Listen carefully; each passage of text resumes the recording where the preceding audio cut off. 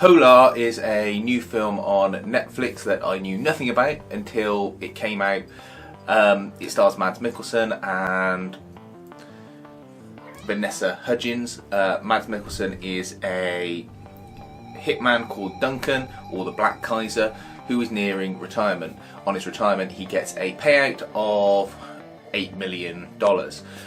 His assassin hitman agency doesn't want to pay him his pension, so send a team of assassins to kill him. During this time, he sort of retires to a log cabin in the woods, and he takes an interest in his neighbour, who is Vanessa Hudgens, a very de-glammed Vanessa Hudgens. You know, she looks really good in the fact that she doesn't look like a sort of Disney star who's all made up. She looks realistic. She's got a terrible haircut and she's got no makeup on, but it works for her in the film. Anything else would have made it look out of place and silly. And he gets set upon by the assassins. This is a film that I think a lot of people will talk about and a lot of people will like. I liked it. I didn't think it was great, but I liked it. And the reason I didn't think it was great was because it's a film where it builds, and then all of a sudden you have this really good action sequence in the log cabin when a team of assassins come to get him. And I won't spoil some of the sort of bits in that sequence, but it's good, let's say. It's really good. And then it sort of plateaus, then it goes on a very slow decline. It doesn't drop off the edge, but there you think that he's going to go on some mass revenge spree because Vanessa Hudgens gets kidnapped. And he gets a load of weapons, sees a sort of armourer, and there's a very cool sequence with some sort of radio-controlled gun turrets. And then it sort of just comes to the end. There's no boss fight, is what I'm saying. And Matt Lucas plays this comic book villain at the end of it, and he is a comic book villain because it's based on a comic book. Not a comic book I'd ever read. I looked it up on Comixology, I'd never heard of it before, and it's a black and white sort of line drawn comic. And to be honest, you know, I'm just not into that kind of comic book. I love comic books, but just not that kind.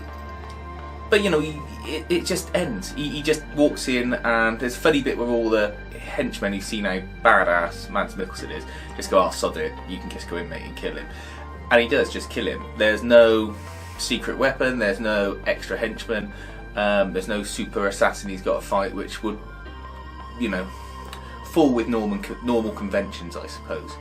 And maybe it's trying to subvert those conventions, but there was no reason for it to do that. You know, it built up and then it plateaued off. The good bits are Mads Mikkelsen looks totally badass in the part. He looks like a proper badass assassin. Vanessa Hudgens is really good, she acts really well, and all of the other team of assassins are good fun characters. It's just a shame they all get killed halfway through the film. That's the problem. Definitely set up for sequels. I hope it gets a sequel because the direction is fun, the cinematography was, you know, enjoyable. It's nice to look at. Sometimes it does feel like they're two different types of films smushed together. You've got like the scenes in the log cabin smushed against the more comical element in the world outside, but I think that's the whole point. It's meant to be contrasting the two different speeds of life that they're dealing with.